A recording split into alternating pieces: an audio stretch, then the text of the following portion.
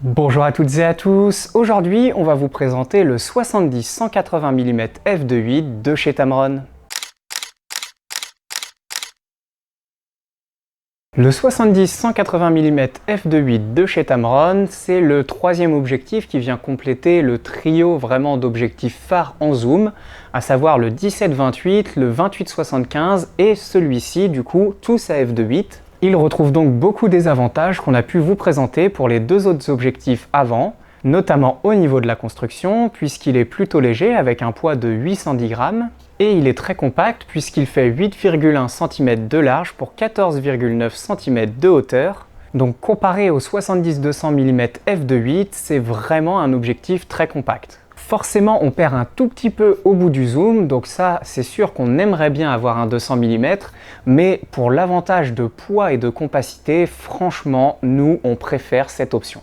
Parce qu'un 70-200 mm f2.8, ça empêche d'emmener d'autres objectifs, puisque ça prend le poids et la place de certaines focales fixes, par exemple, qu'on pourrait mettre à la place. Également, dans les avantages, on retrouve un diamètre de fil de 67 mm, donc ça va être très pratique puisque c'est le diamètre de la plupart des objectifs Tamron, dont les deux autres dont on vient de vous parler. Et à nouveau, on retrouve les joints d'étanchéité pour justement, dans des conditions météorologiques un petit peu difficiles, pouvoir éviter les gros problèmes. Encore une fois, on ne vous invite surtout pas à essayer les limites de cet objectif, ce serait dommage de l'abîmer pour rien.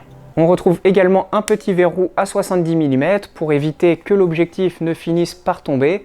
Évidemment, de base, il ne tombe pas, hein. Si vous déverrouillez et que vous le laissez, eh bien l'objectif ne glisse pas. Mais si avec le temps, à force de le tourner, il finit par justement glisser tout seul, à ce moment-là, grâce au verrou, vous n'aurez pas de souci, vous pourrez le garder très compact, que ce soit en vous baladant ou dans un sac. Un gros avantage de cet objectif, c'est qu'il est très lumineux puisqu'il est à f2.8 constant sur tout le zoom. Donc ça va permettre d'avoir vraiment beaucoup de flou d'arrière-plan quand vous êtes au maximum du zoom. Et surtout, comme vous gardez beaucoup de luminosité, notamment pour des photos en intérieur, vous aurez de meilleurs résultats. Au niveau du piqué, les résultats sont vraiment très bons et très satisfaisants. Dès f2.8, comme d'habitude, quand on ferme un petit peu l'ouverture, on est encore meilleur. Mais vraiment, c'est un objectif qui est tout à fait utilisable à pleine ouverture. Et là en plus, il a un autre avantage, c'est qu'à 70 mm, il y a très peu de distorsion et très peu de vignettage. Donc l'image, même sans retouche, elle a vraiment très peu de problèmes. À 180 mm, la distorsion commence à apparaître. Maintenant, en un clic dans un logiciel de traitement photo, ça se retire. C'est plus en vidéo, on a un petit peu plus de mal à le corriger. Et au niveau de l'aberration chromatique, c'est comme les autres objectifs, même avec des forts contrastes lumineux, du flou, on n'a pas du tout de problème. En ce qui concerne la rapidité de la mise au point, on vous met des exemples à 70 mm et à 180 mm à pleine ouverture pour que vous puissiez vous faire votre propre avis. Honnêtement, on trouve que c'est plutôt réactif. Encore une fois, si vous partez sur le 70-200 mm 2.8 de chez Sony, vous aurez de meilleurs résultats, mais vous êtes sur un budget complètement supérieur, donc c'est pas du tout comparable.